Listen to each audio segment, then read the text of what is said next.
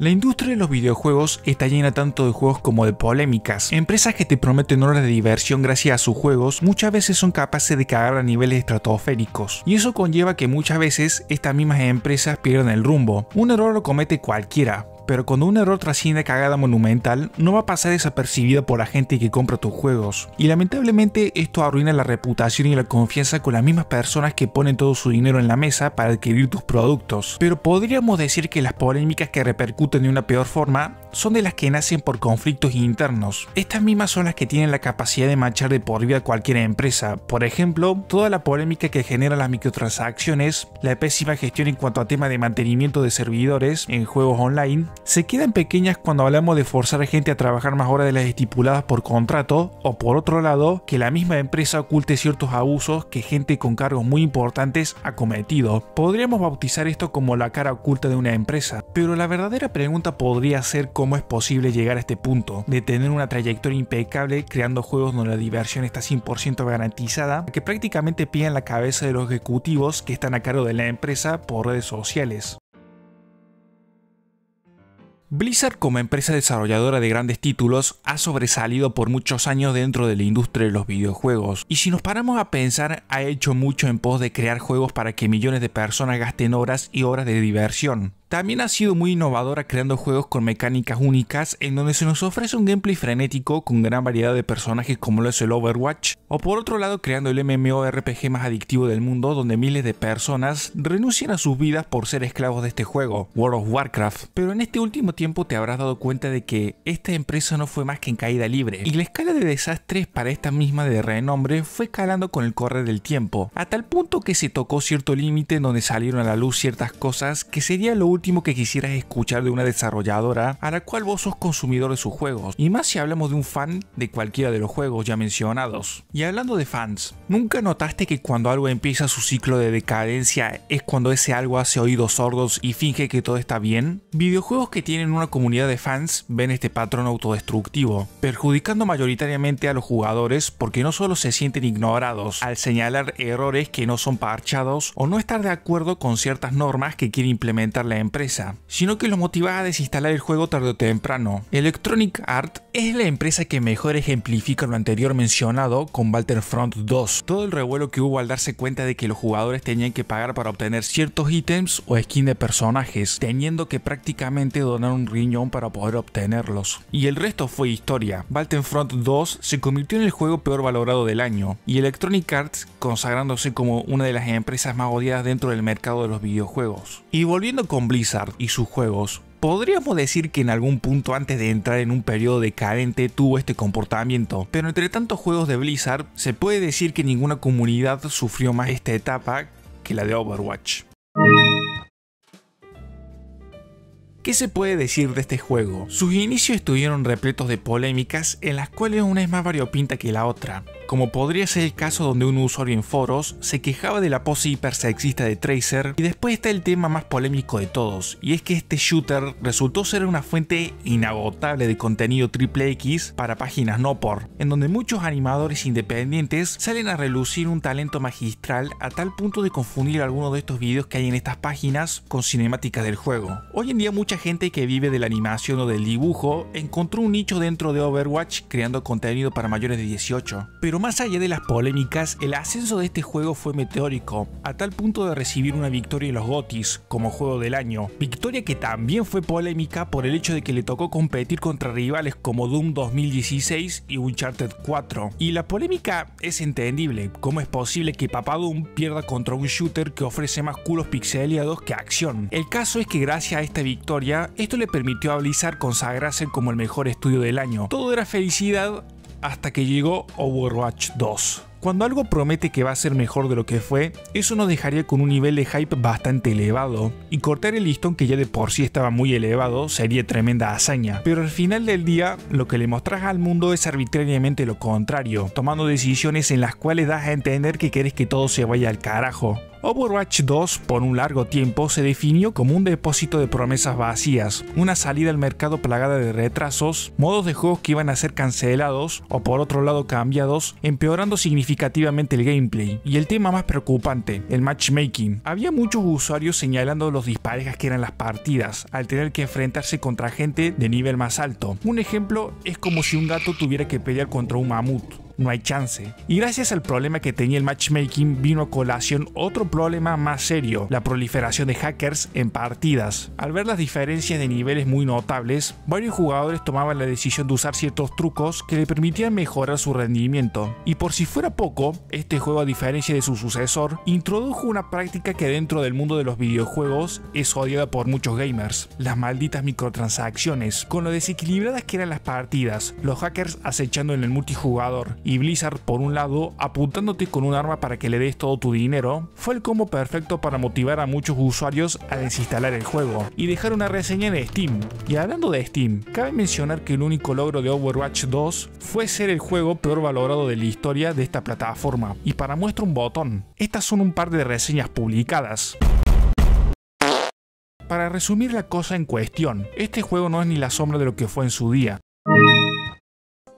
Esta polémica es muy vieja, pero esto pasó a la posteridad, donde se pudo ver el lado más siniestro de esta empresa, donde salió a relucir una pésima forma de manejar un tema tan delicado como lo es dar una opinión sobre la política de un país. Para tener más o menos un contexto histórico, en el año 1997, Hong Kong deja de ser regida por colonia británica y pasa a formar parte de la República Popular de China, pero dados sus antecedentes, esta ciudad pasa a región administrativa especial para el régimen que gobierna China, lo que significa que políticamente hablando, Hong Kong es una ciudad autónoma, lo que le permite mantenerse al margen de muchas de las decisiones que toma el régimen popular chino. Y en el año 2019 se trató un proyecto de ley en donde todos los homicidas y gente que cometió otros delitos sean extraditados a región administrativa principal. En otras palabras, esta ley fue un intento del régimen chino de querer meter mano en la legislación de Hong Kong. Obviamente la gente, al darse cuenta de cuáles eran las verdaderas intenciones detrás de este proyecto de ley, salió a manifestarse en las calles, lo que conllevó obviamente al régimen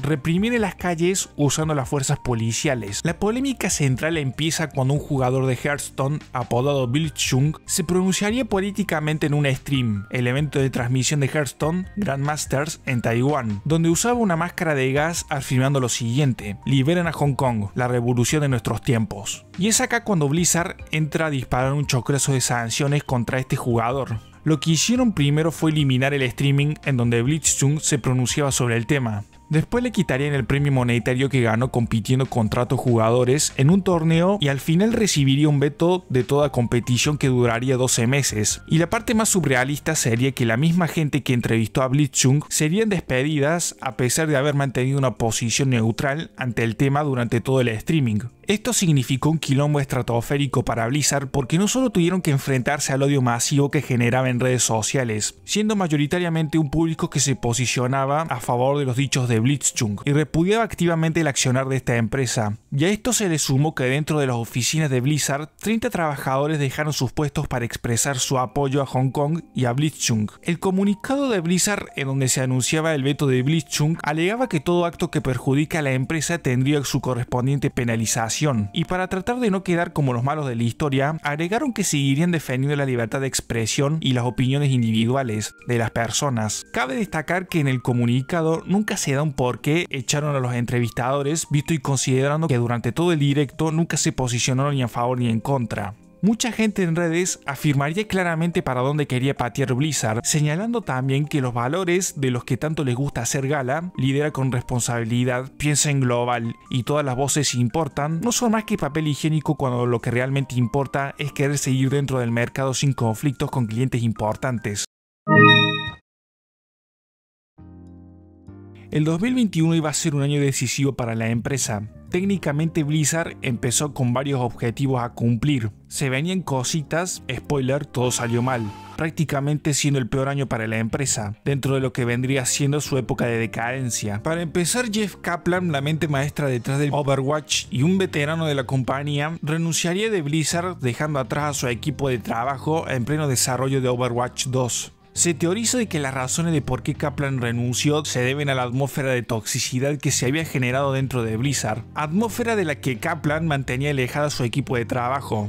La salida de este señor para los jugadores de Overwatch significaría el inicio del apocalipsis, y del por qué se le daría luz verde a tantas malas decisiones que no hicieron más que empeorar la imagen del juego de cara al público. Y el resto es historia. Pero antes de la renuncia de Jeff Kaplan, Blizzard había despedido a 190 trabajadores. Estos despidos llamarían muchísimo la atención y generaron cierto grado de disconformidad cuando tiempo después había salido la noticia de que un CEO de la empresa había recibido un bono de millones de dólares. Estamos hablando de Bobby Kotick, nombre que dentro de la industria de los videojuegos fue muy odiado. Supuestamente este bono se lo puede otorgar independientemente de si la compañía cumplió sus objetivos o no, pero se había anunciado que las acciones de Activision Blizzard habían incrementado su valor, dando a entender de que si cobraba ese bono es porque se lo merecía gracias a su esfuerzo. En una entrevista, Michael Banner prácticamente había alegado que si las acciones de la empresa habían elevado su valor, no fue gracias al salame de Kotick. Michael afirma que si la compañía tuvo suerte fue gran parte gracias al 2020, porque fue un año clave para los videojuegos como uno de los pocos medios de entretenimiento que ayudaron durante el confinamiento. Más allá de las medallitas que se quería colgar Kotick, lo peor estaba por salir. Un 20 de julio llega una demanda proveniente de un departamento de funciones públicas del estado de California. Luego de 2 años de investigación, salieron a la luz cosas muy turbias que pasaron dentro de las oficinas de Blizzard. Dentro de la empresa se había instalado una conducta entre los trabajadores de alto rango, denominada como chicos de fraternidad, en donde se dicen que bebían alcohol y las empleadas con puestos de trabajo más bajos eran objetos de acoso sexual. Quien hizo la demanda también destapó un caso en particular en donde una trabajadora que recibía más acoso llegó a un límite cuando realizó un viaje de trabajo y supuestamente el supervisor llevaba consigo juguetes sexuales, lo que la llevó en el mismo viaje a quitarse la vida. Cabe destacar que la gente que estaba en cargos de liderazgo dentro de Blizzard se hacía la desentendida de todo esto.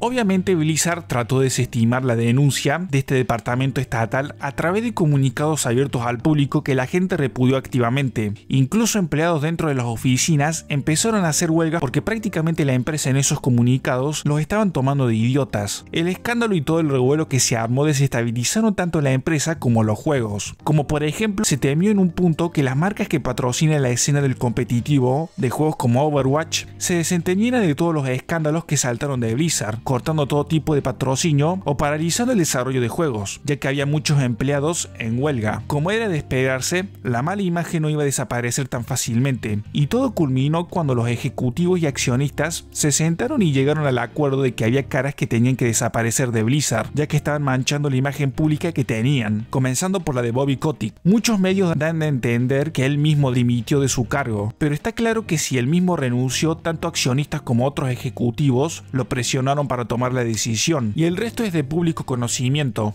En el año 2023 se hizo definitiva la compra de Activision Blizzard por parte de Microsoft.